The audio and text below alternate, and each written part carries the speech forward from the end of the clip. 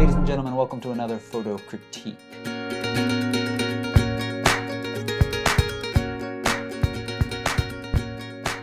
I'm Toby. And I'm Christina. And we are coming to you with the first February General Critique. And we're looking at the page that is the best place to go. I'm just going to continue to update this page and point people back here from time to time to remind them that this is where you're going to go for submitting for future assignments. Here was the submission for the General Critique, and I'll update this a little bit later this month and tell you that it's open again. And here is the spot, you have to click for this one, to submit the assignment for February, which is shadow play. And we're also looking for ideas for March and April. We had several ideas submitted. I think they might even be down here in the comments. Christy submitted micro, macro, winter sparkle, sun play, wildlife, depth of field, landscape. So there's some ideas. I'd like to hear some more, and we'll be picking something and deciding on something for the upcoming assignments. But right now, shadow play. And this, of course, is the new website. If you haven't been over to photorec.tv, take a moment and pop over there. It is much better. For folks who are watching this video, you may be interested in the Lightroom section, where it's all organized nicely now, and you can find all of the videos we've done about Lightroom. And those folks who are Patreon supporters, one, get personalized critiques from me at certain levels. So take a few moments and look at the rewards over there for supporting us and our work that we do here. And those folks who support at any level are soon going to get access to a very thorough video, the first of many in our Lightroom best practices and workflow technique. That's coming very soon. So there's a link to support us on Patreon right down below. There's also a link to get to this page right here, but if you land on the page, you can just search critique, and maybe I'll add a link somewhere, but it's starting to feel a little full, so I'm not sure if we will. So this is our general critique, and we're now going to pop over to our pictures. Okay, so the first thing that stands out to me about this image is that it's very monochromatic. There are very subtle hues of grays and blacks and whites throughout the image, so it makes me wonder whether it was desaturated a little bit or if it just is like that. Anyway, it's something that's interesting to me. It's a little too abstract, and so the way that I look at, or it's not too abstract, let me rephrase that. To me, it's an abstract image. So when I look at an abstract image, I'm looking for shapes that I might be able to make sense of. And the shapes that I see here are anything that's either black or that is white. So for example, like this might be a shape that my brain looks at and, you know, recognizes as an element of the image. And then this over here, and this right here, and this right here, and this big white part, and then, you know, subsequently all of the black parts as well. So when I'm looking at an abstract image, I'm still looking for compositional elements and rule of thirds and repetition and things that will help me look at one part of the image, or guide my eye through the entire image, you know, as I look at it. And right now my eye feels like it gets stuck right here because one, it's the sharpest part of the image, it's the most prominent, it's right in the center. So this leads me to believe that, you know, you could maybe change the crop a little bit in order to shift around the composition a little bit, make it a little bit more balanced. On the one hand, you know, you've got a lot of negatives, not negative space to me, that's just dead space right here. And I would like to see less of that. So either crop in to the center here, or move this to the right a little bit, and it feels a lot more balanced. There's about, you know, there's equal white to black, and it just feels a little bit more organized and a little bit more intentional. So hopefully this, you know, this makes sense. But I like the colors, and I like the abstract nature of it. I just think it could be helped a little bit. by adjusting the composition. Yeah, I think it's a strong image. I really like it. I like your crop, Christina, better. There was just a little bit too much just blank space down below. And sometimes that negative space or that empty space can really work, but in this case it just felt a little empty to me.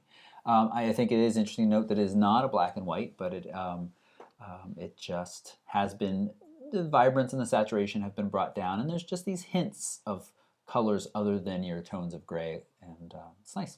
I think this is a nice job taken with kit lens, and it's a strong image. This is Colin's. Thank you, Colin. And we're moving on. We want to get back over to the library panel. Sorry. This is Murdoch's. Oh, I thought it said the name of the place. Now this is, I love this image.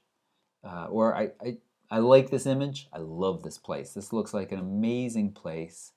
And I think that many people would take an image from one of these edges of this view that showcase this huge scenic overlook that we're at or near, something like that. But instead, Murdoch has taken this image that kind of gives us a tease, and we get hints of the scenery, but really it's about this path that leads up this narrow precipice or little mountain, and I really like that. I like that you chose to do something different here.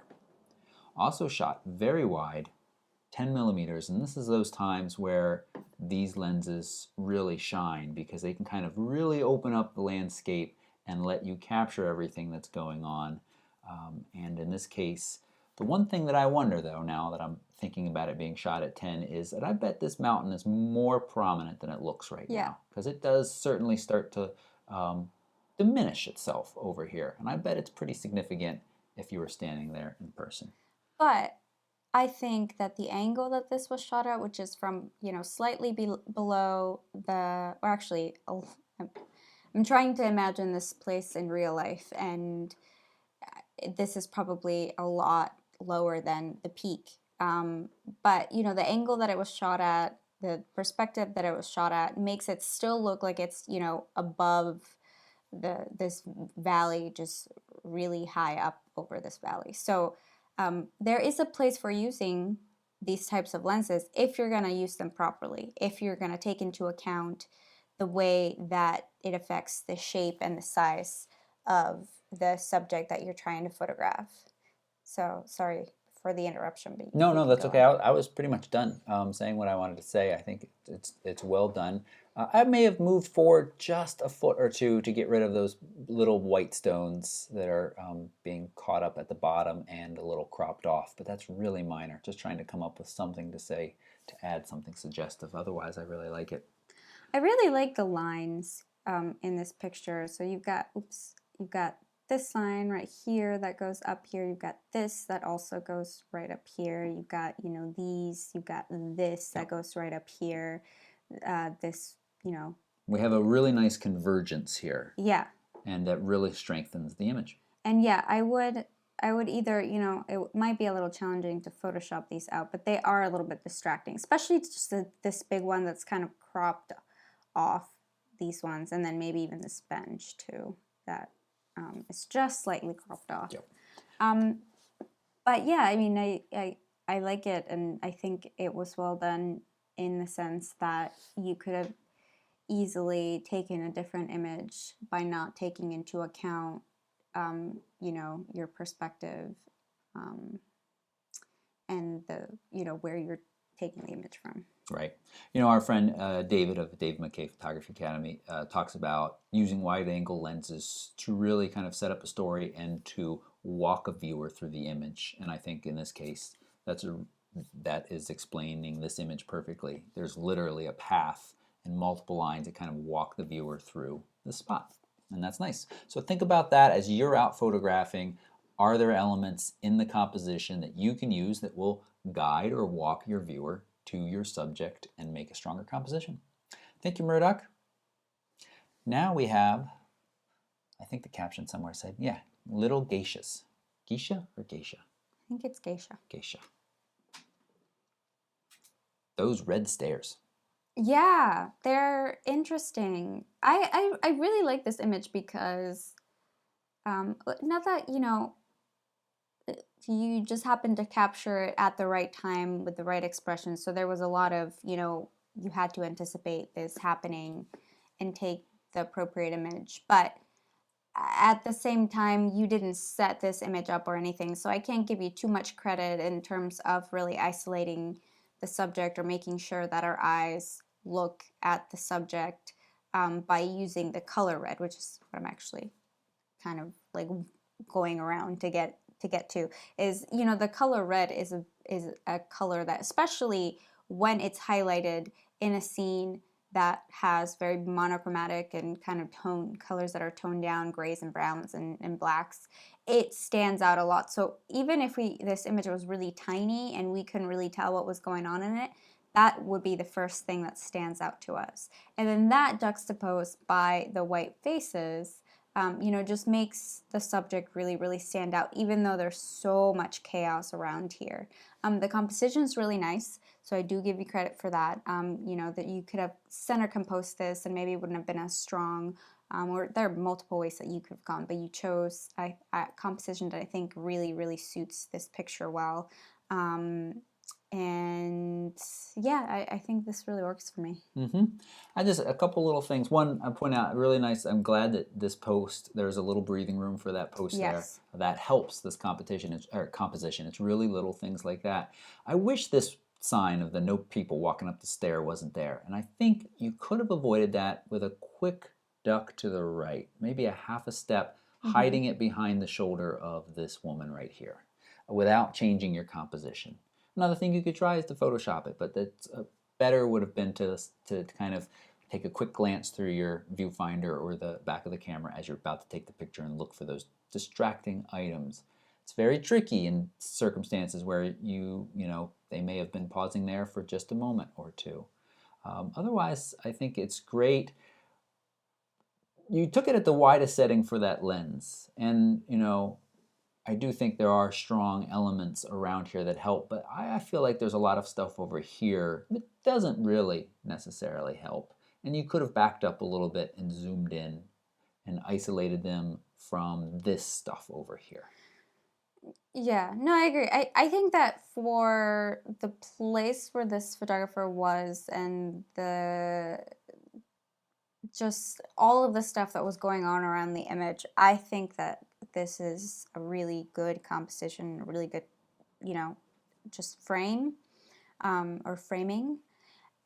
Going back to the distracting elements part, though, I will say that I agree with you about this. And, a lot of the times we say, oh, maybe they were moving fast and you didn't have time. But as a photographer, one of the things that you should train yourself to do is look for these distracting elements ahead of time and prepare for that. So one of the things that I try to do is I try to say to myself, okay, well, there's an exit sign right there, and they're going to be coming through that door. So where can I position myself so that, I can be close to or even block the person or something that the subject is holding or has to block this distracting element. So it's something that you should anticipate for. If you don't get it, then you don't get it, but try to think in that respect of what are the elements that are going to be really distracting. I see a lot of things that could be potentially distracting, but you obviously, there are things that you can just, the best you can do is just try to organize them in a way that really highlights the subject. But things like this, that's very clearly a no trespassing sign or exit signs or big distracting lights that stand out. Those are the kinds of things that you should anticipate. Good. Thank you, Dave. Now we've moved on to Trails by Nirakshan. That's how I'm going to say the name. First thing I think of when I look at this is Tron. Yeah. It has a very Tron-like feel to it. I love these kind of long exposures. We've got 3 seconds here, so not terribly long, but clearly it was on a tripod, and long enough to get this light trail. It also feels like the saturation has really been bumped up here, which is brings out the colors. And I'm usually not a fan of that in kind of natural scenes. But in this unnatural scene where there is nothing living, it is all just lights and technology, I think it works really well and it looks good. I wish that you'd gone for maybe a little bit longer of a shutter speed, a little bit smaller of an aperture, bringing everything in even sharper, although really probably at 23 f/6 your depth of field probably was pretty close to infinity. But because these lights end here, or maybe they turn left, which is not something you can necessarily control, but I'd kind of like them to swoop off to the right because we've got this nice curve. I'd like the lights to go all the way, and the fact that they end right there bothers me a little. Otherwise, that's not something you could control in this one picture, but wait for another one for somebody else to go further down. You've got good framing here. You've included the whole building up there as well, and you've used this curb to lead our eye down the street as well. I think those are all strengths of this image. I'm going to disagree with you about using the curb to lead in that path, because you should not really use leading lines to lead your audience's eyes outside of the frame. You should always lead them into the frame. Use them to lead them into the frame to a particular subject that you're trying to, draw your. I mean, you can do that, but it has to be very, very purposeful, and there should be some kind of specific intention behind it. But to me, this feels like a lot of dead space. Like all of this stuff feels like dead space because there's so much going on here, and then it stops right here. And there is some breathing room, but there's not enough. So you've got like a ton of breathing room right here and not a ton of breathing room here. So, I mean, what you can do is just balance it out and just crop down a little bit. You can fix both of our issues. My issue of the light stopping and your issue of the leading line leading us out of the frame. And you can even do a custom if you don't want to crop the left and the right side. Oh, I thought you were going to bring it in all the way. Hang on a sec. There we go. No, but then you have, and then to me that feels a little bit more intentional, I think. And I would still like to see a little bit more breathing room up there, but. Right. And that is something you can actually quite easily add in Photoshop. Yeah. Especially with a sky that is so uniform like that. You can use the content-aware fill and stretch it out. I did that with the snow in front of my snow leopard that was laying on the snow, and I didn't give him enough room in the back. Otherwise, I love the colors. I mean, that's not something you really have a ton of control over, but I really like they're unusual colors for a night scene. You don't really typically see that color, that particular magenta hue and the hue of blue and aquamarine. Right. Well, look, you can actually see down here. This is your raw file from your Nikon. That this is one of the nice things about Lightroom is that you can individually control. So instead of jacking up the whole saturation, which very quickly can make it look at those trails and stuff now, they just look ridiculous and we would not have liked that. But you selectively brought up the blues back here, which I think looks great and feels, I don't want to say realistic, but fits this scene and this kind of futuristic gleaming city lights to me. Yeah. Great. Thank you. From a gleaming city to a sandy beach, we've got a surfer and a seagull and a couple seagulls. So this is a really nice picture. I'm not sure I love the treatment, if there has been any. It looks just a little bit too like greenish, bluish. I can't quite describe it, but I like the composition a lot.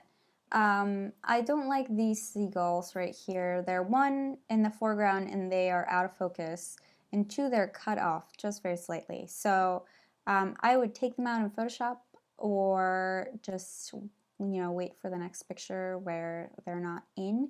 This is really cool though. This is really awesome. Yep. And I would say the same about these two seagulls. Yeah. I think the picture would be a lot stronger without these guys who are just barely in the frame. Yep. So. And this seagull here too. I don't know if you noticed that guy. Yeah, Christina, I did. Just the wing. But that would be really difficult, I think. And it's not intercepting. as noticeable, but yeah, Right. no. Right. Yep. I agree. William, get a dog that you can send down here to chase away the seagulls, and then run back to you really quickly to get this picture. A strength of this image is that you've left the space in front of the surfer, so that the direction she's headed is open in front of her, and that's good. I like that. These guys back here bother me a little bit. They need to be either a little bit more in focus so we can kind of see this surfing beach and other surfers are already out there, or Photoshop them out, or, again, this is something that even Lightroom can do pretty easily with that little clone brush tool, and whoopsie. And they're gone. You can do that one right there. That was that tool right there, and that works on JPEGs or RAWs just as evenly. Yeah, I agree. It feels a little cool. It also feels it could be just a little bit crisper, a little bit of clarity, maybe a little bit of sharpening down here in this section as well. It doesn't feel cool. It feels a little strange, if that makes sense. Like there's just a weird tint that I'm getting that is not, and I think it may have already been. Is it a JPEG? It is a JPEG. So it may have already been toned. Yeah. That's that we're not seeing here. And white balance is set on something custom. Auto, I feel like looks a little magenta-y, too magenta-y. Yeah, so and that's the problem with kind of a JPEG. Working image. with a JPEG, Yeah, right. you can't really control this that well. Right. So. Okay. So watch those edges of seagulls and for distracting objects in the background, but your overall framing composition here is nice. Really good. Yeah. Good. Thanks, William. Zoe's got gargoyles and starlings. Now she wrote a bit here. She wrote a little blurb. Huh. Startling sight taken by the National Theatre in Oslo. The pretty morning light on the roof when the flock of pigeons took off. I like to think that the grotesque faces the statues were making startled them. Nice. I like that too. Taken with a manual 135mm lens. Can't remember the aperture, but likely 5.6 to 8. Good. This is cool. I'm having there's, what was the shutter speed? Where do we see? 160th of a second. Yeah, so there's some motion back there, which that was what really drew me into the picture more than anything, was the motion of the birds in the background. Mm-hmm. And then there's also some really, really cool just sidelight right here from, the sun rising. Right. Really pulls this wing out away, and this whole bit here is really much stronger because of that lighting. Really makes it 3D. Yeah, and I love the composition, and everything just comes together to make a really, really, really solid image. There's really good composition of this. This is very clearly what my eye wants to be looking at, but then there's all of these things that my eye then travels to, and they're really nicely placed in the frame. I may have left a little bit of room over on this side, but I'm not going to make too big a deal out of that because this part of the image is just so well done. Right. Now I feel like we've just been complaining in Williams and a couple others about out of focus stuff in the foreground or the background being distracting.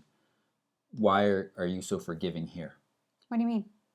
Well, you said you like these birds, and here we got all these out of focus birds flying through the frame. Yeah, but they're in the background. Okay. That's just what I wanted you to say. Oh, okay. So folks know. Yeah, they're in the background, and I also feel like, Zoe, you got lucky here, but they almost feels like they're framing this. We got one intersection here, but that works well, and they look good. And we got some that are cut off over here, so maybe we shifted a little bit to the left. No, but I feel like it fills everything really nicely. Like the only spot that I feel like could use a little bit more is this right here, but like everything, I just feel my eyes just going from like here to here and like traveling. It's Right. just really nice. Can we show people how we could put a bird there by using the clone stamp tool? So we can click right here, and then we can drag this and say, get this bird over here. Is it going to be able to do it? And it will. Notice that at first it didn't match the blue, but then it figured it out and match the blue, and so we got another bird over there. And no one will know that it was Nobody a fake will bird. know. And if you wanted to do this in Photoshop, you could then select this bird and tilt him a little, so he's not at the exact same tilt as this one. And you know, we can get into a bigger discussion, we've gotten to that before, about how much Photoshopping is too much. And our general opinion is, if you're not submitting this to a photojournalism publication or part of a contest, there really isn't too much. I mean, you certainly can overdo it and then it not be a good picture, but removing things, adding things to make a stronger composition, I think in most cases is fine. All right, thank you, Zoe. Is that it? Was that 6 images? I think that's the last one. Oops, I don't want to see that stupid thing. The doc. I didn't want to see the stupid doc. So Christina's going to leave us. I couldn't convince her to be the bad guy now, and we are going to talk about some images that didn't make the cut this time. The first image I'm going to talk about in the not critique is this one. And for those who haven't watched before, I'm just going to run through real quick and give some quick thoughts on these. They didn't get not critiqued because of they weren't worthy or they weren't good images necessarily. And this one is a great example. I like this image a lot. We just have to pick ones that we really have things that we think are helpful to say to a larger audience, and sometimes need to make a decision about similar ones and leaving some out, and this one happened to get left out. But the framing here is really nice. I like the light and the shadow across the dog. The eyes are in sharp focus and the dog is making eye contact with me. I think there's a lot of strength in this image, and it's good. The only thing, you know, because we've got this kind of highlight and low light area in this image, is the nose is completely lost and losing all detail. And bring up the shadows just a little bit, especially in that area, to give us just a more sense of the completeness of the dog's face.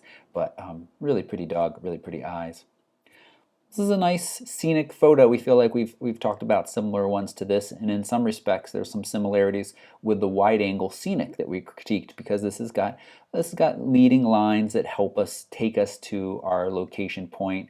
It might be a little bit more centered than I cared for our main subject here, but this peak draws off to the to the side a little bit, and I think it's a nice image. I feel like we've done, you know, just last week in the assignment critique of New, we did one from Tony that was very similar to this. This has got some nice aspects, but we just didn't really have a whole lot to say about it. Engard's old, Engarad, sorry, I know I've said your name before, but I don't know if I've ever said it correctly, has this old lighthouse, which has got some really nice texture here. I like it. I'd get rid of a little bit more foreground, especially this little bit here that's just kind of catching the light and feels different than the rest. I'd frame in just a little bit more, but otherwise I love how you've put it off to the side there. We've got this jetty leading out to it with some people. I think those are all real good strengths of this image. This is another image that I like. Christina called it too simple. See, that's what happens when she walks away. I can use her and still make her the bad guy. But I'd be happy if I shot an image like this. I don't know how much post-processing you did, but we've got a really nice silhouette with that sun brilliant back there and that kind of orange gradient off. The colors up here get a little muddy. I might tweak and play with the color balance a little bit in Lightroom to see if I can bring that back into something that feels, I won't say polluted, but you know, it feels a little sickly up there. But right around here, I really think this is a strong image and has some neat silhouette type elements to it. Silhouette on a beach, similar. You know, we had another beach picture and we went with that one instead. The people down here, or this actually one person and maybe another person back here, they're just, it's a little too dark. They just start to get lost in this area down here. But we got some nice reflections and of course the nice skylight up here and some rays coming out. We're just getting hints of those. I'd work on post-processing and see if you can bring those out a little bit more. And maybe, you know, forget this person here and tell the story with just the reflection on the thing. Or come in and include that person, but see if you can get this area a little bit brighter without losing the detail and the highlights. Always a little tricky. A nice street scene. My one main critique of this is this is a lot of dark area shadow that we're just losing detail. I think you've treated this to make it feel a little bit more crunchy, grungy, and that's fine. I think it works well, except for the large amount of area that's just lost in the shadow, and we just get hints of little things going on there. I'd like to see a little bit more. But I like this perspective. I like this kind of building on our left blocking the view all the way down, and then it opens up, or feels like it opens up a little bit more. Oh, you know, when I went through this the first time, I didn't see that there were folks up here on this bridge. That's interesting, and you know, again, another silhouette, so we can only talk about so many, but I like it. And I think that, because I didn't notice those folks right away, you maybe want to come in and get a little bit tighter. Not too much though, because you do want to show that those folks are way up on top of a bridge. So maybe a portrait orientation that brought in kind of this area instead. Because again, we've got a lot of just completely dark negative space over here that pulls away from the more interesting part of the story right there. Luke's got this one, and this reminds me of an image. I can't even remember if it was for an assignment or just general critique from many months ago that was similar. We had kind of this window, and we had a very modern street behind the window, and then inside was this kind of a little bit of an older antique type place. This is similar, and you know, the blending here of the reflection of getting inside and getting all this crisp, and then the sunbeam here ends and shows us the outside. Really like that. But what brings us down is that the outside isn't very exciting. We've got a big highlight spot up here, back end of a car, and I think a pile of trash bags. So those things detract from what is otherwise a good picture. And I think maybe even without these trash bags, just bringing in a little bit, that itself would strengthen up a little bit. All right, and that is our complete critique and non-critique for this week in February. We'll be back next week with a few additional images from this group, probably another 6, critique and not critique. But remember, you are working on the assignment Shadow Play that should be submitted a little bit later this month, and the link for all of that with information is right down below this video. Thanks so much for watching. Goodbye.